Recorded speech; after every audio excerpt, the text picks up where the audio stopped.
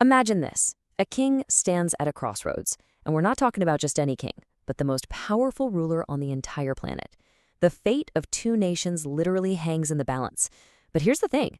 He's not going to decide with maps or military advisors. Nope. He's going to use magic. It's this incredible, dramatic scene right from the heart of Ezekiel chapter 21.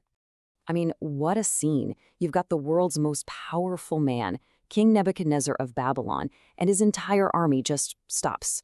And he's not looking at strategy. He's turning to ancient rituals. He's shaking arrows, he's talking to idols, and as the text says, he looked in the liver. It sounds so bizarre to us, right? But for him, this was deadly serious.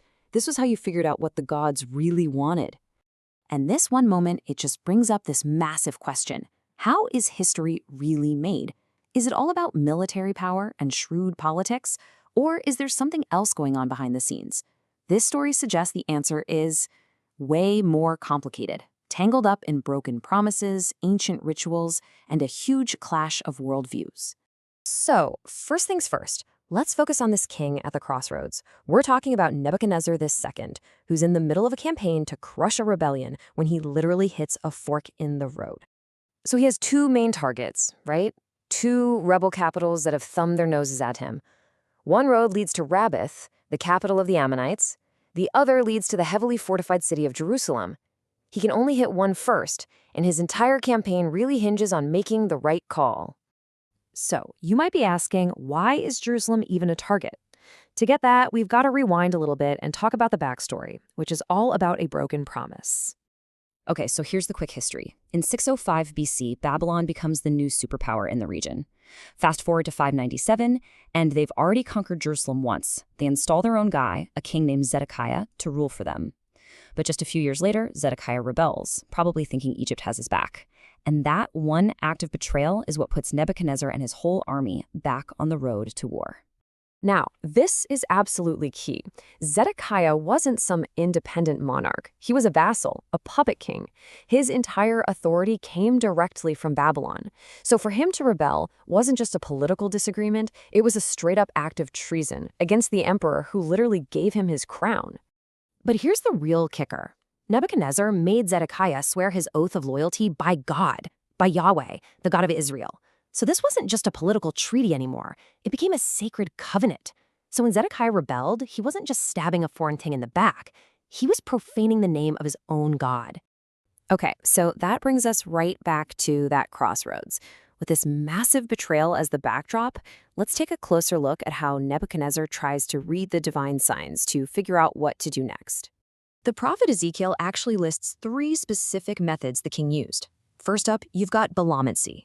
The idea was you'd take some arrows, maybe write Jerusalem on one and Rabbath on the other, shake them up in a quiver, and the first one you pull out is the god's choice. Then he consulted teraphim, which were basically household idols. And finally, the big one, hepatoscopy. Now, you have to understand, this practice of looking at livers, hepatoscopy, was incredibly serious stuff. For the Babylonians, the liver was seen as the very seat of life. They believed that specially trained priests could read divine messages hidden in the color, the shape, and all the little markings on a sacrificed sheep's liver. To them, this wasn't some wild guess. It was a science. And get this isn't just something we read about in old texts. Archaeologists have actually dug up clay models of sheep livers from ancient Mesopotamia. And these things are covered in inscriptions, basically serving as training manuals for priests, mapping out what all the different lines and features meant. It just shows you how established and, well, institutionalized this whole practice was. So the arrows are shaken, the idols are consulted, and the liver is carefully examined. All the rituals have been performed. So what's the verdict? Which city has been chosen for destruction? And the result could not have been clearer. Every single omen points in one direction, the road to Jerusalem.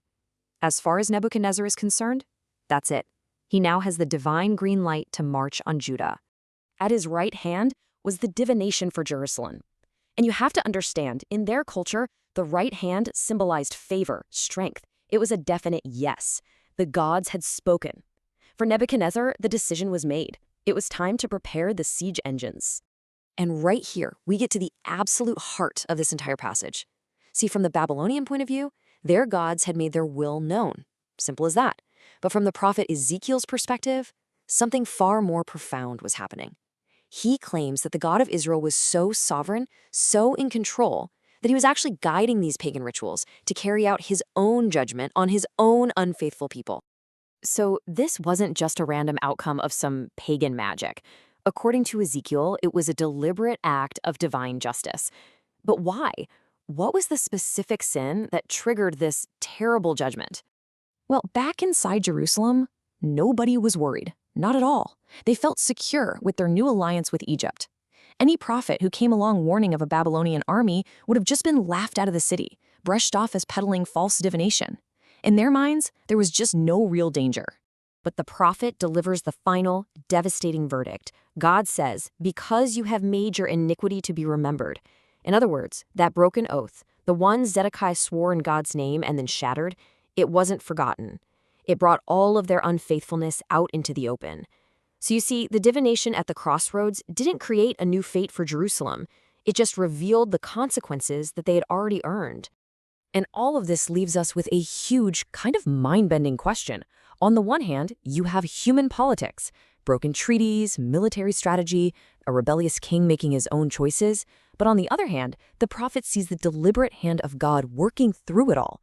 So where does one end and the other begin? It's a question that really challenges us to think about how we see history, fate, and even faith itself.